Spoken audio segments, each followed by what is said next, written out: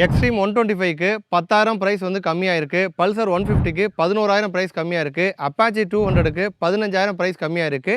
ஹண்டருக்கு 17,000 price கம்மியாக இருக்குது. இது மாதிரி ஒரு பிராண்டில் இருக்க ஒரு மாடலுக்கும் எவ்வளோ பிரைஸ் கம்மியாக இருக்குது அப்படிங்கிறத தெரிஞ்சுக்கிறதுக்கு முன்னாடி மறக்காமல் நம்மளோட யூடியூப் சேனலை சப்ஸ்கிரைப் பண்ணுங்கள். உங்களுக்கு வந்து யூஸ்ஃபுல்லாக இருக்கணும் அப்படின்னு சொல்லிட்டு ஒரு கண்டென்ட்டும் உடனுக்குடன் நாங்கள் வந்து கொடுத்துட்ருக்கோம். தொடர்ந்து சப்போர்ட் பண்ணுங்கள். வாங்க இப்போ நம்ம வீடியோக்குள்ளே போகலாம். எக்ஸ்ட்ரீம் 125 ஆரோட பழைய பிரைஸ் 99,126 ரூபா. இப்போ புதிய பிரைஸ் 89,000 ரூபா. அப்போ வந்து 10,126 ரூபா பிரைஸ் வந்து கம்மியாக இருக்குது.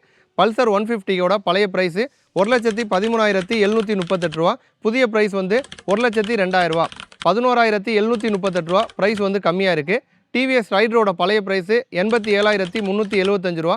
புதிய பிரைஸ் 78,000 ரூபா. 9,375 ரூபா பிரைஸ் வந்து கம்மியாக இருக்குது. அப்பாச்சி 200ஓட பழைய பிரைஸ் வந்து 1,48,620 ரூபா. புதிய பிரைஸ் வந்து 1,33,000 ரூபா. அப்போ வந்து 15,620 ரூபா பிரைஸ் வந்து கம்மியாக இருக்குது. யூனிகானோட பழைய பிரைஸ் 1,20,727 ரூபா. புதிய பிரைஸ் வந்து 1,08,000 ரூபா. அப்போ வந்து 12,727 ரூபா பிரைஸ் வந்து கம்மியாக இருக்குது. இதே மாதிரி எல்லா பிராண்டில் இருக்க எல்லா பைக்ஸுக்கும் பழைய எக்ஸ்ஷோரூம் பிரைஸ் எவ்வளோ, புதிய எக்ஸ்ஷோரூம் பிரைஸ் எவ்வளோ பிரைஸ் வந்து குறைஞ்சிருக்கு அப்படிங்கிறத பற்றி டீட்டெயிலாக கம்ப்ளீட்டாக இன்னொரு வீடியோவில் சொல்லியிருக்கேன். அந்த வீடியோக்கான லிங்க் வந்து டிஸ்கிரிப்ஷன்லையும் கொடுத்துருக்கேன். ரிலேட்டட் வீடியோஸ்லையும் ஆட் பண்ணியிருக்கேன். அவசியம் போயிட்டு பாருங்கள்.